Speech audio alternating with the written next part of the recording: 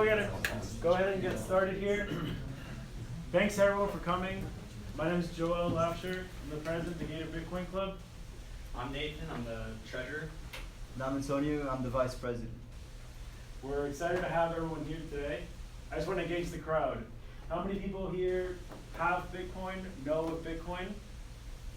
All right, now I want someone to not raise their hand that has not heard of Bitcoin or does not own Bitcoin. Someone here has not done either. Can you come on down? We're gonna give you some free Bitcoin. We'll be giving free Bitcoin at the end, but we want to have one person in the beginning to show how it works, and by the end of the meeting, we'll see the transaction be approved. So, do you have a smartphone? Yeah, we do. Sorry. So when you guys were signing on to GatorBitcoinClub.com, we have the order of everyone that came in, and we'll be giving out free Bitcoin until it runs out. So go to your app store and download the app called Airbits. That's going to be our official sponsor for today. And if you guys want to do that as well, that'll save time for later. Yeah, just say get. It's a free app. What's it called? Airbits. Airbits. All right, so we're just gonna, when it's done downloading. How to keep track of this? Yeah, there's a lot of stuff just saying like, don't be stupid. Yeah, you have to sign up. Yeah, because Bitcoin's really gives you in charge of your own funds. You can't forget your password or anything like that. You'll lose your money, So make sure you remember what you wrote in your password, and don't let anybody else see.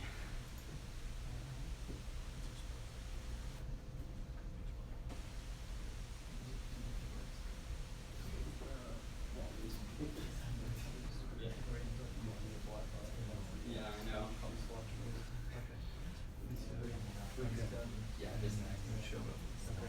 Yeah, Airbits is really reputable. They're not going to steal anything. Oh yeah, write down whatever your if you remember it. Will we be able to copy his address? Yeah, we should be able to.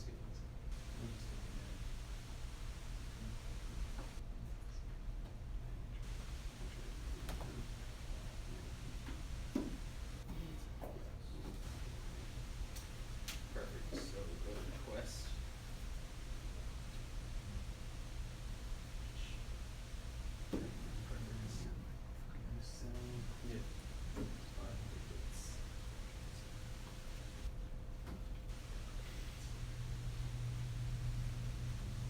Okay, so there it is, it's showing up there.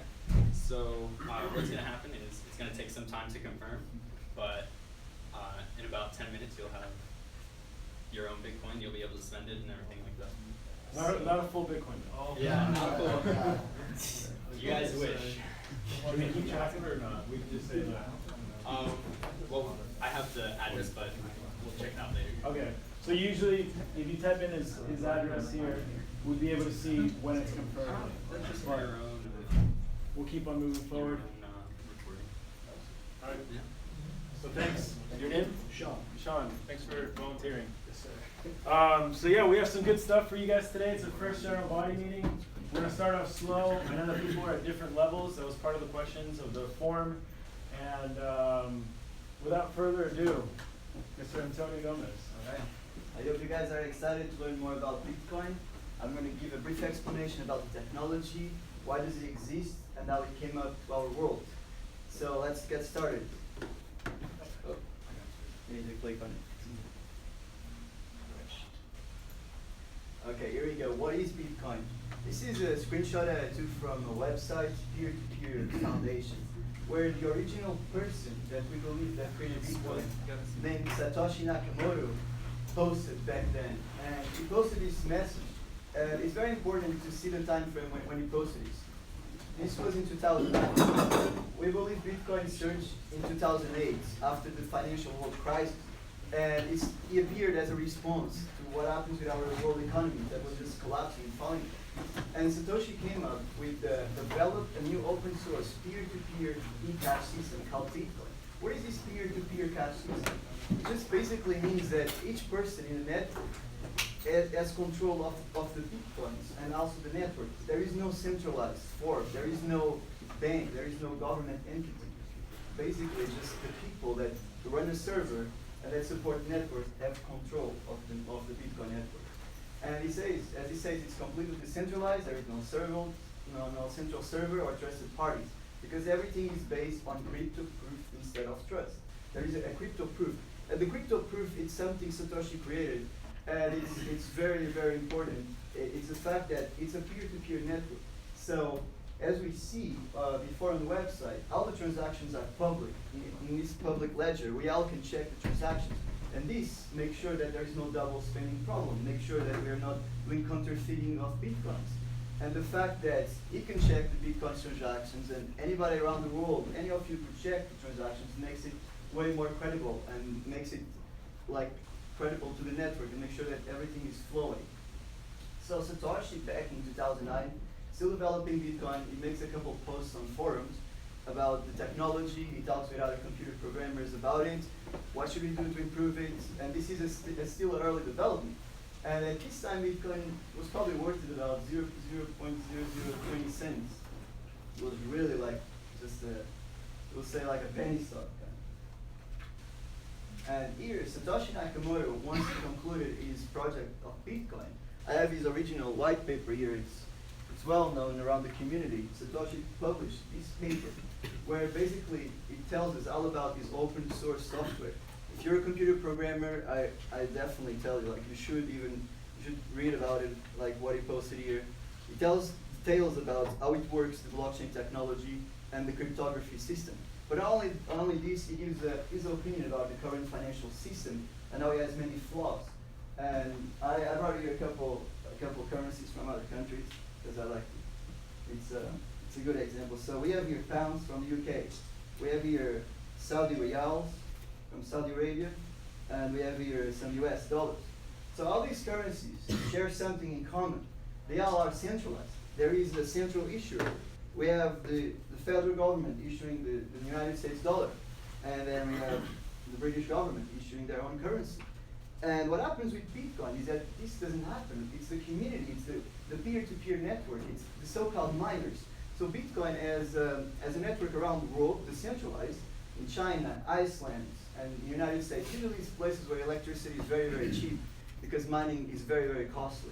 You need to run a server 24/7, and it takes you a lot of energy, and also it's going to be a very high electrical cost.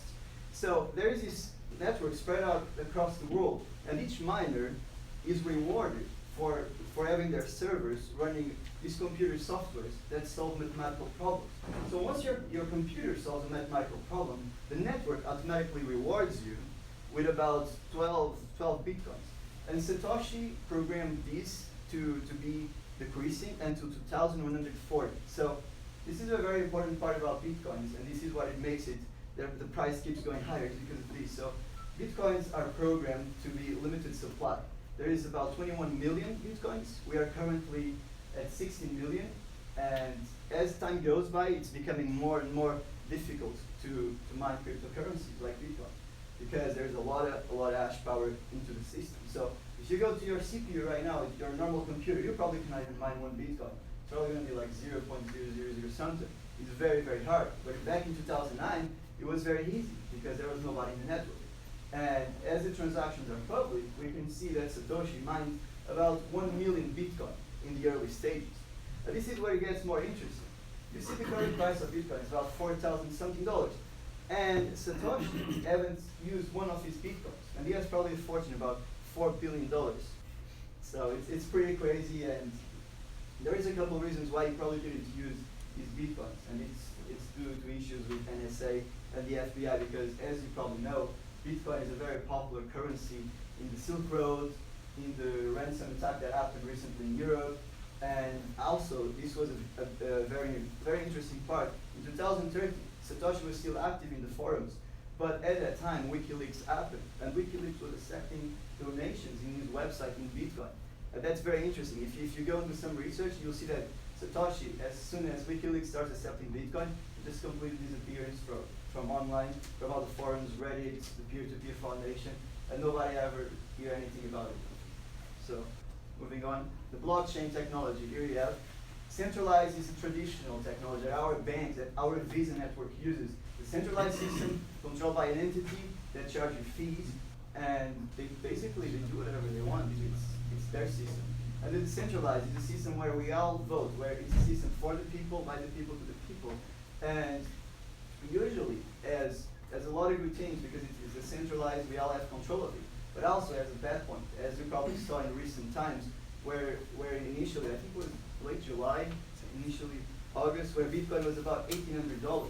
And this was because the network was suffering a major update called Segwit and the hard fork. What happens is, since it's decentralized, everybody, imagine, you all have Bitcoin in this room, you all run servers. You all have to agree to make the update so that the network can run smoothly. And this was a big deal because some people say, oh, I prefer the hard fork, I prefer the soft fork. And there was a big debate in the community, but the community was able to reach a consensus, and now the problem is fixed. And the problem with the network was, so the users amount has been increasing exponentially over the years. And Satoshi programmed the network to take about 1 megabyte per transaction. And 1 megabyte is not that much. So there was a proposal to increase it to 8 megabytes. And that's basically saying, so per second we have to take a couple of transactions that occupy 1 megabyte. And that was making the network very slow and very high fees. If you try like to buy Bitcoin back at the time, you'd probably pay $6 just in transaction fees. And that was completely against the purpose of Bitcoin, because Bitcoin was created to be cheap, fast, and reliable. So imagine I'm in Japan, you're in Australia, or you're in China. I can transfer your money in a matter of 15 minutes. And that's the entire purpose of Bitcoin, is globalizing the world even more, becoming more connected. So, yeah, and then I'll say let's try it, but first I'd like to show you guys a video to consolidate more about the concept of Bitcoin. So just give me a second, I'll put it up. So while Antonio pulls up the video, there's a couple of future events. First, we have the founder of the Gainesville Bitcoin Club. So this is the Gator Bitcoin Club. We cater to UF students, and we also accept people that come outside. But what Brandon is catering to is the bigger Gainesville community, Santa Fe students and other folks, and he will tell us about upcoming events.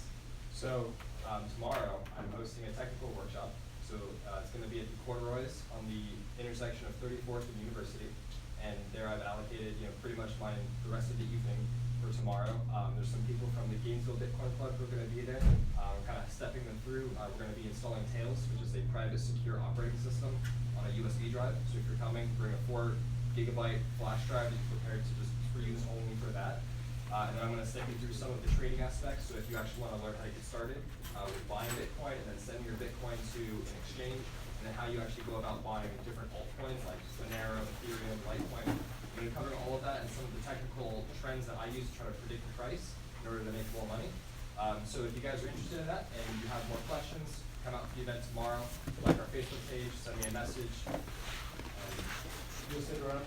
Yeah. Oh, so Brandon will be here after.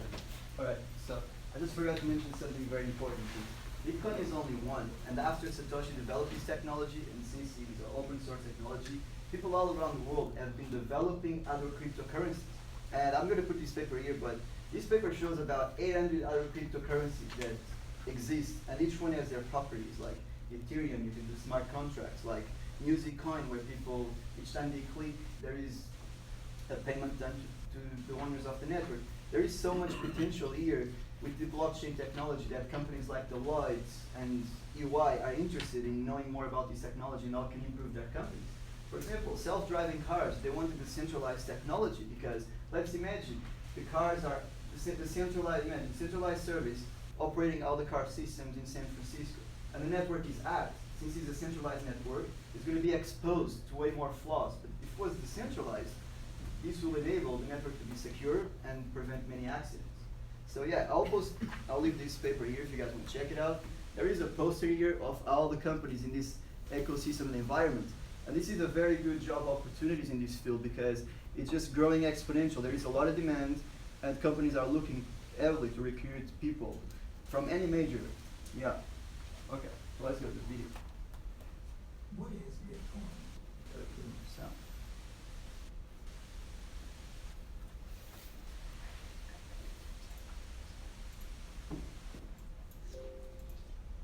Bitcoin is the first decentralized digital currency. Bitcoins are digital coins you can send through the internet. Compared to other alternatives, Bitcoins have a number of advantages. Bitcoins are transferred directly from person to person via the net, without going through a bank or clearinghouse. This means that the fees are much lower. You can use them in every country. Your account cannot be frozen, and there are no prerequisites or arbitrary limits. Let's look at how it works. Several currency exchanges exist where you can buy and sell Bitcoins for dollars, euros, and more. Your Bitcoins are kept in your digital wallet on your computer or mobile device. Sending Bitcoins is as simple as sending an email, and you can purchase anything with Bitcoin. The Bitcoin network is secured by individuals called miners. Miners are rewarded newly generated Bitcoins for verifying transactions. After transactions are verified, they are recorded in a transparent public ledger. Bitcoin opens up a whole new platform for innovation. The software is completely open source and anyone can review the code.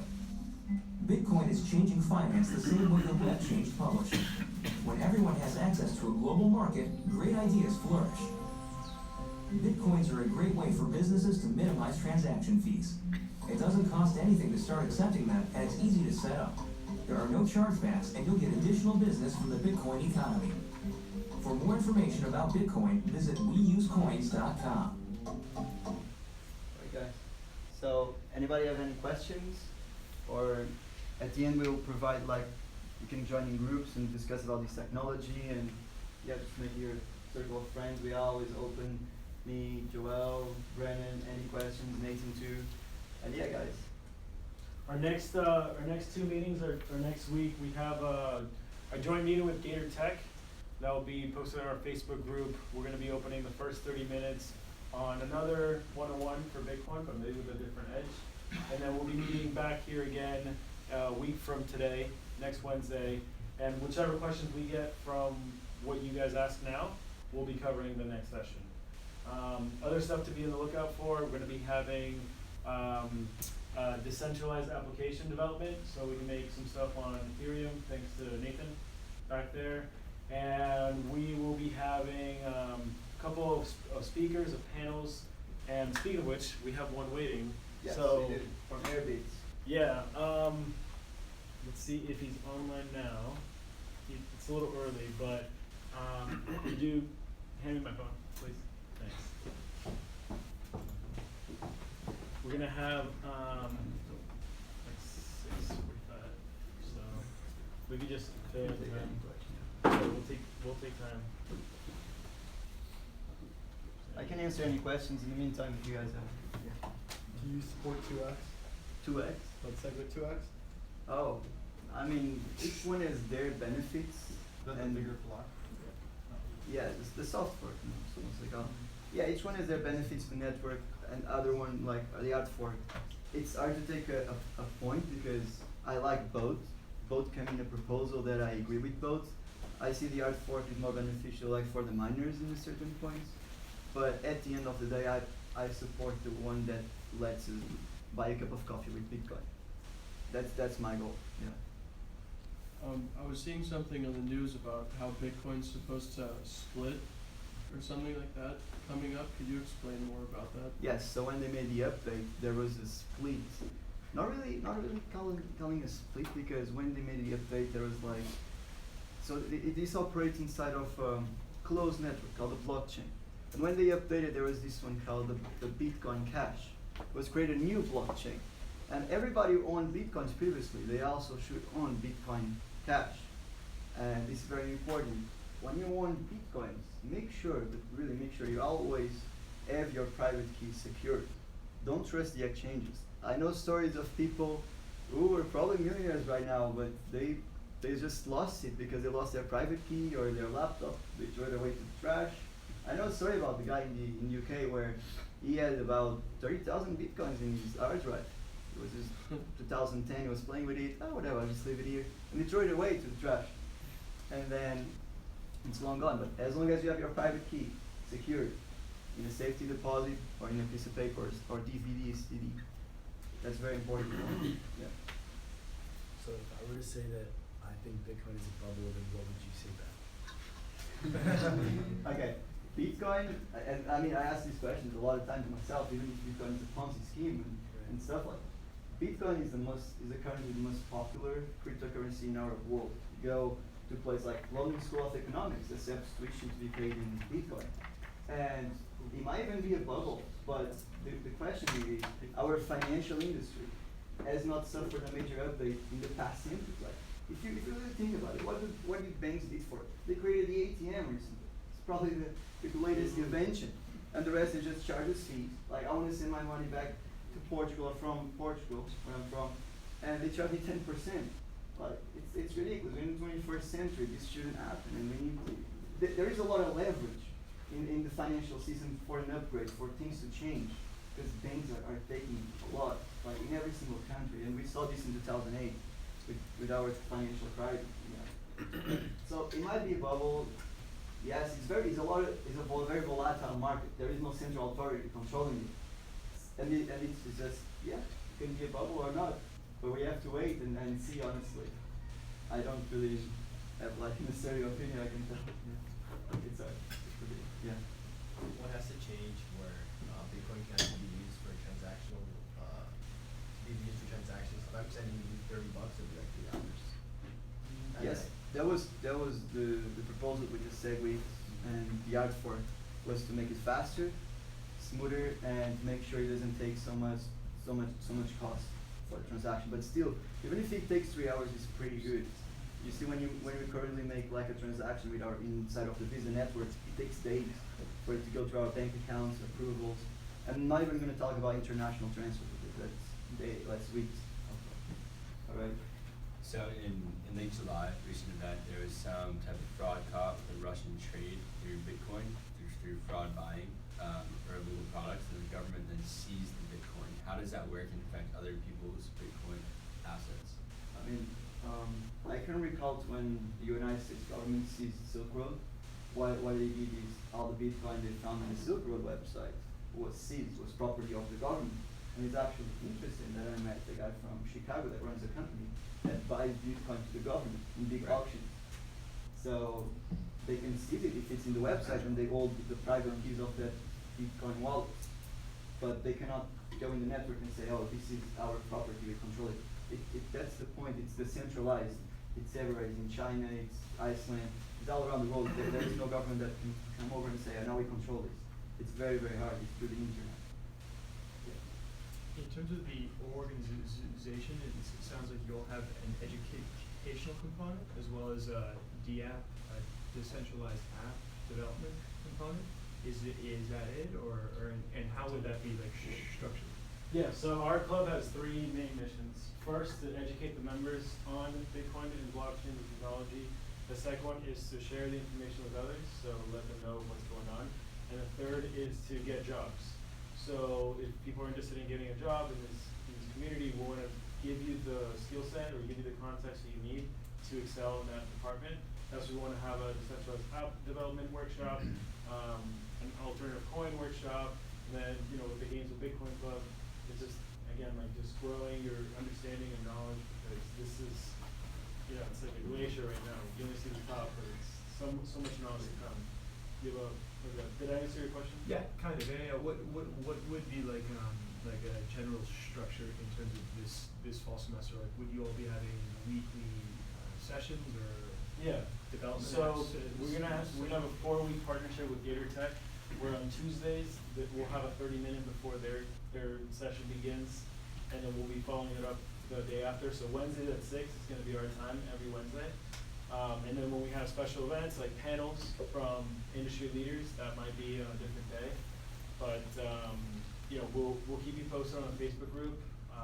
We always make sure that anything that's coming up is done then. Okay. Yeah, no problem.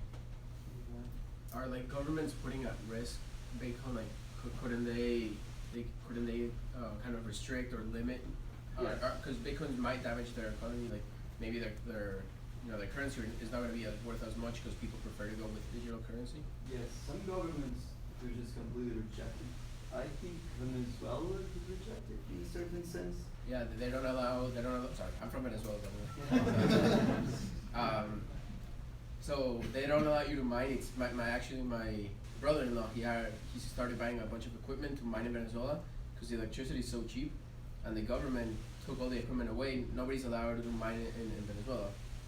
Yes, so there is those stories from Venezuela, but we also have governments. I was reading a story about Kenya where they didn't implement Bitcoin, but they use the same technology to create a cryptocurrency in this local village where people, after they get paid from their jobs, they'll take cash with them, and they'll simply get robbed. So they just created a blockchain type of cryptocurrency so their constituents could use, and that solved the problem.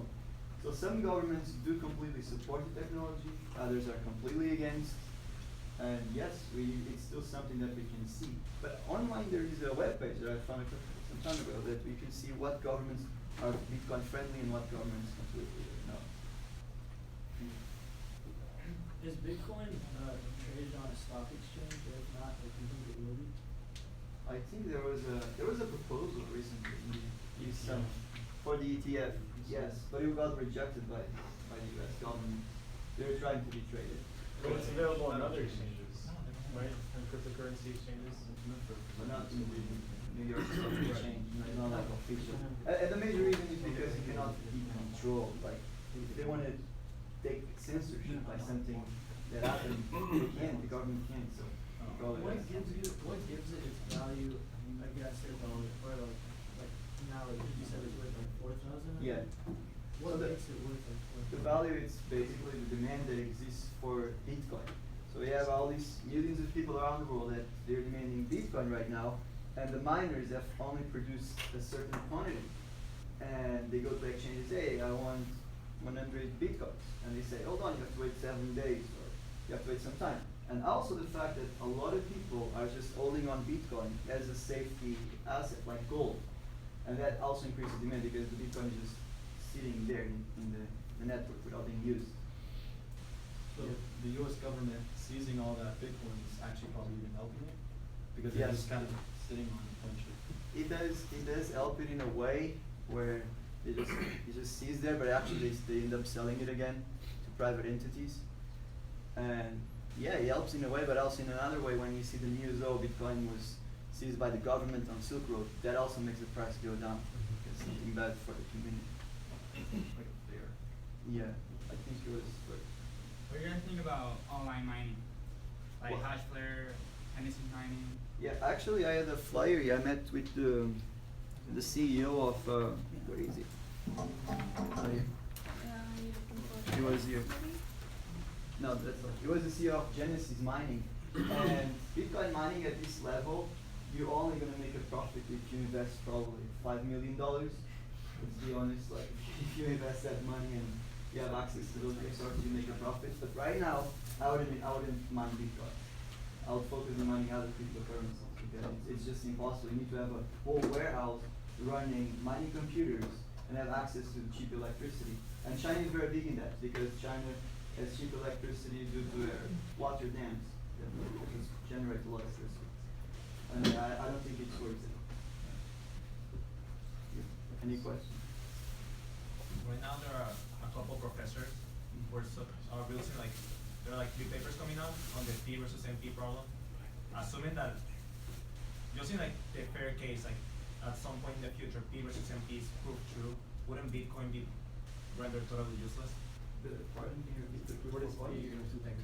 Okay, so so Bitcoin is wholly based on cryptocurrency, of cryptography, which are just really long problems.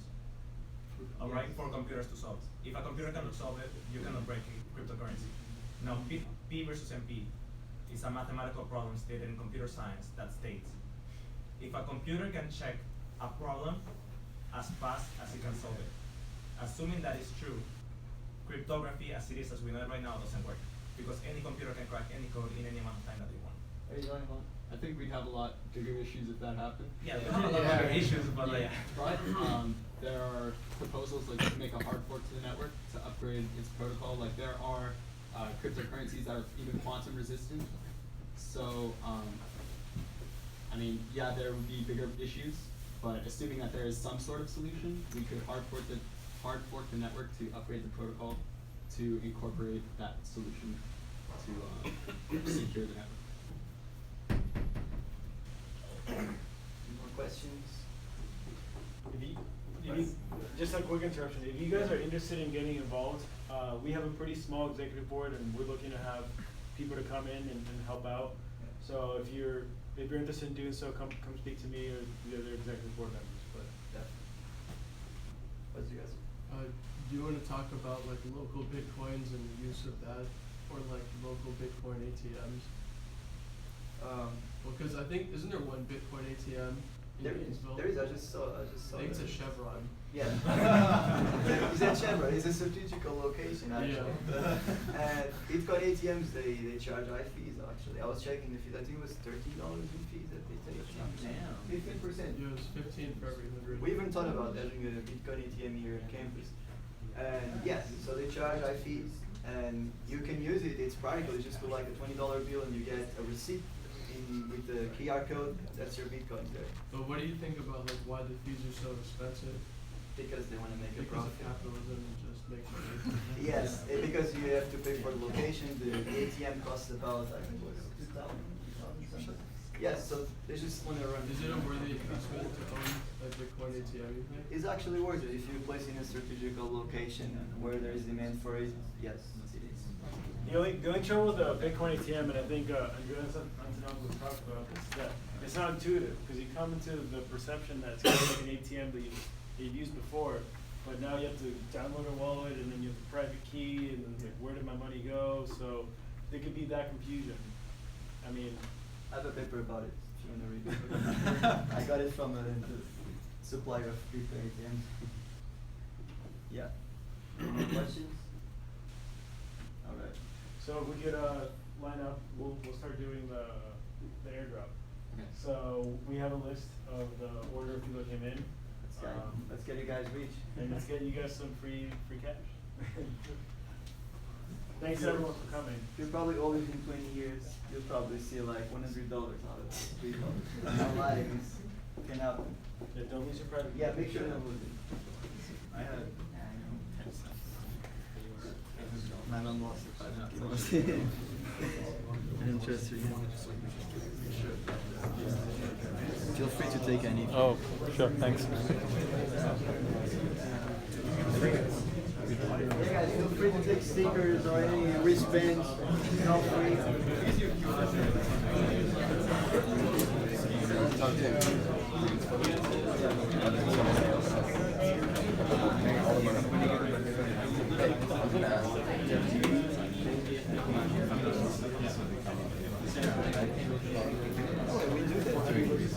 I know that's what it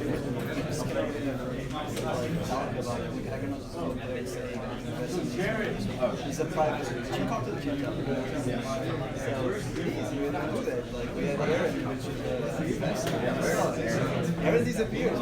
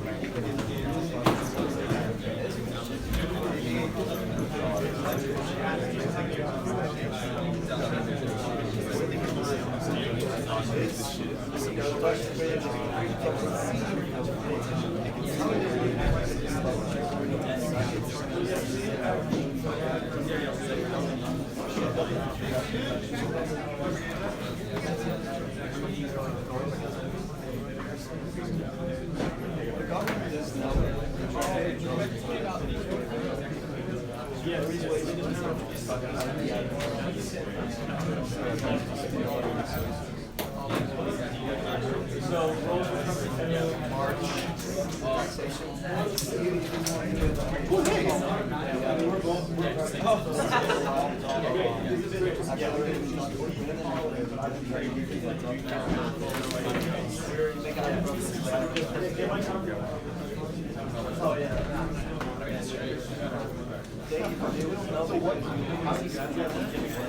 So Airman, you got American.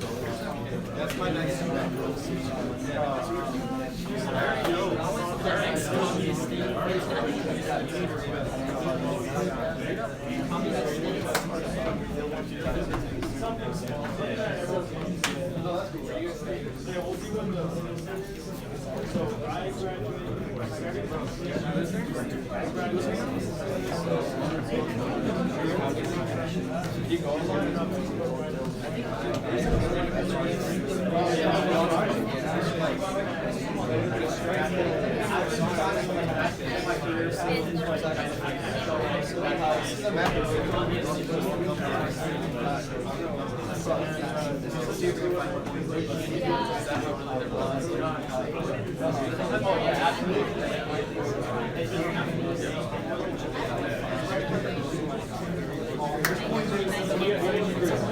You like this one? Yeah, sure.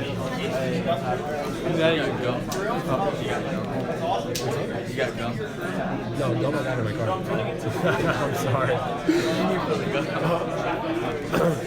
Bro, you have to give him 3 Bitcoin for this. You have to give him 3 How many Bitcoins. How many Bitcoins have I already? Good talk, man. Good job. Thank you. I try to make it short and simple because it gets very deep and confusing. Right. It takes some time to understand. Oh, yeah. I really enjoyed the meeting. Thank you. Come over more times. We're gonna have big speakers and people. I was talking to you actually. Yeah. I'd love to help you guys out on Definitely the join us. Yeah. I have a little bit of experience with it, so.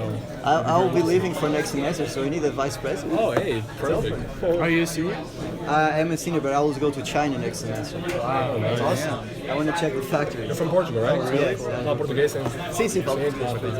Eu sou Brasil. Ah, ok, Brasil. Então só o sotaque, né, que é diferente. É comunista. Sim. Can we ride with them? Huh? Can we ride with them? No, actually, mind if I get your phone number as well? I got your phone number. Good luck with the bus. Like noobs. Yeah, just 754. Awesome. 302. Actually, it's probably easier this way. So otherwise, we're going to start telling me your name. That name. Yeah, $800. First and last name is there.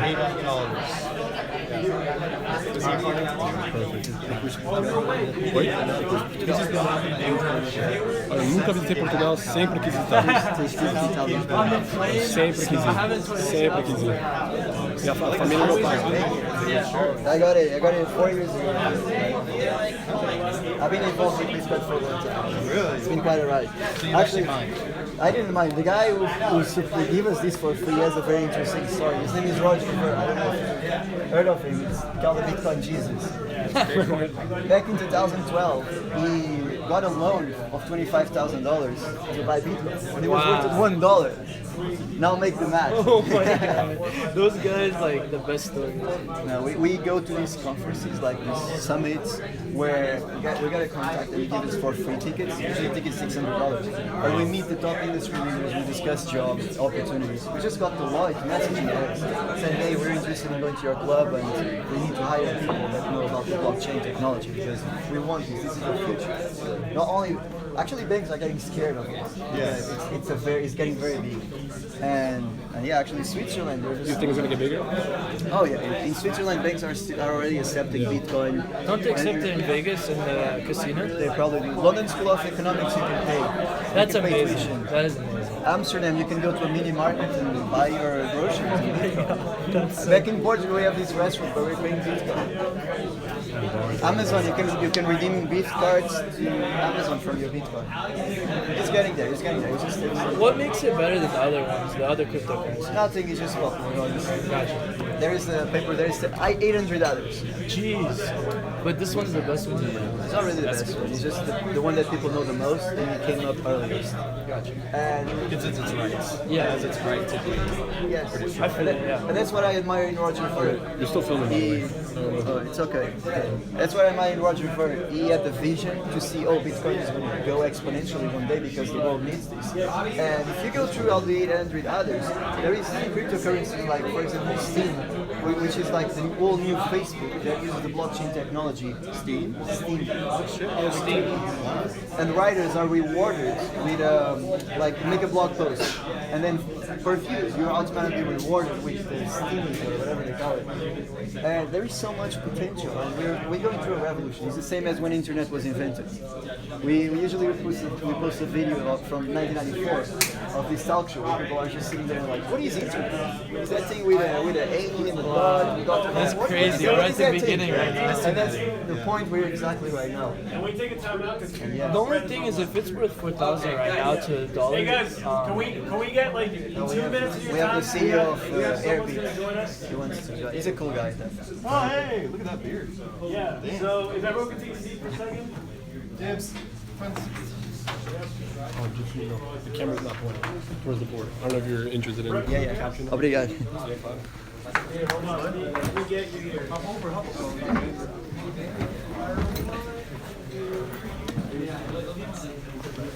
Yeah, it's correct. Press stop for a second. Oh no. Okay, the sound is on. The sound is on. I don't know where it's coming from.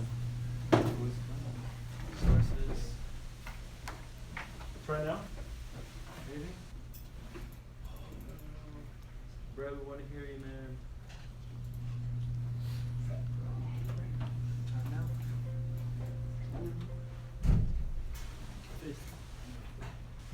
No? Come on, FaceTime. Just FaceTime. I think it's metered on Google Hangouts. Can you put like a microphone? Google Hangout? We have sound. It's working. Just. Can you hear it? Yeah, he can hear us. Do you have him? Oh, it might be his mic. Yeah. The Google Hangout, yeah, at the very top of Google Hangouts. The orange. No. In the Google Hangouts. No, Now it's muted. But it might be Brett's mic. He's not talking. Okay. He's trying to know the browser. Okay. Or do you have? So Brett is a pioneer while he's getting set up. He currently works at Airbits, which is the wallet that we all downloaded today. He's a UF alum. He's been in the space for 2 years, and he has so much good things to share. And we gotta all thank him for the airdrop. So Awesome. let's wait until he gets some sound here. But yeah, you want to just get that stuff moving on?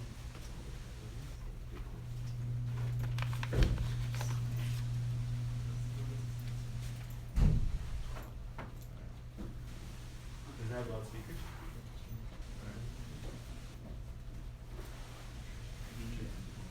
I sent it to you to Google, your emails. Will you just check your emails? Yeah.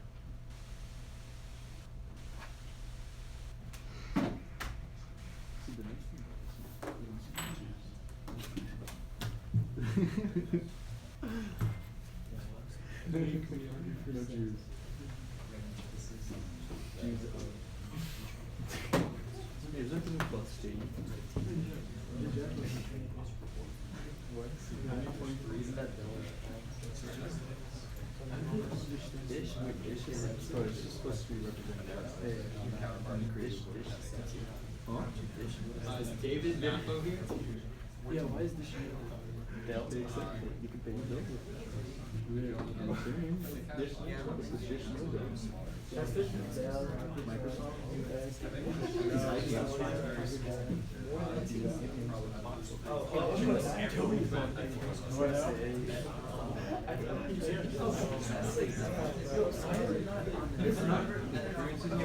One to 5.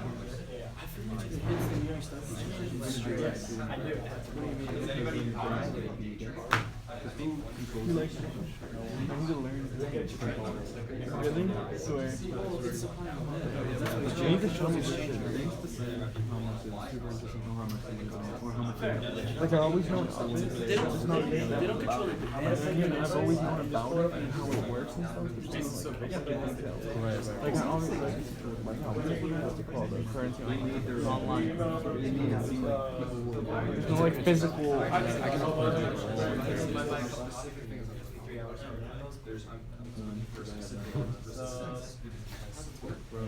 I sold that shit when I was at the bunker. No.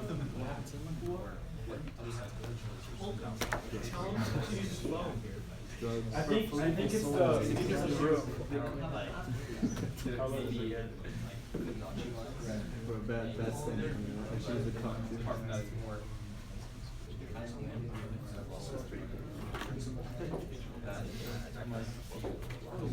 Would you recommend the math? It's like a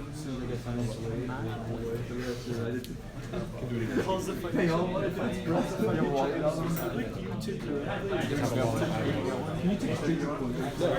I need to go go see it. We're just giving out free Bitcoin. They're giving out like cents worth of Bitcoin. Literally just someone's selling Like cents. I mean, yeah, cents. Like you can hold like what do you hold? Are you on? Thousands of dollars. Yeah. 40 years. Coinbase is a portfolio website. You get Ethereum, right? Which is an exchange. But it's not a portfolio because it's not like having. Are you on your computer or your phone? It's just a name.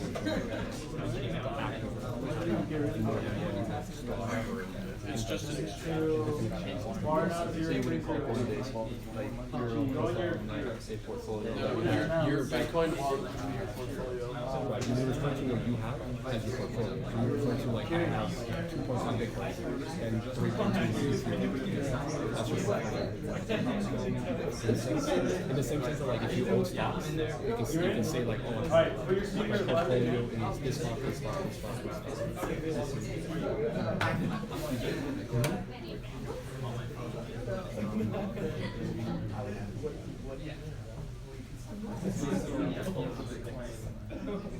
Hey, okay, we can hear him. Now there's a lot of feedback. Alright, we gotta mute. It's picking up from the microphone. Okay, good. Brett, can you hear us? It's his microphone. Alright, so Brett, just type something on the chat and then I'll share it and read it out loud. If it was his microphone, why didn't you put on some headphones? He has headphones on. I think it's his computer. You know. He has to check. No. Alright. The frontier of technology. Alright, so He said fuck my computer. So Brett says fuck my computer. He says your chat shows. Okay.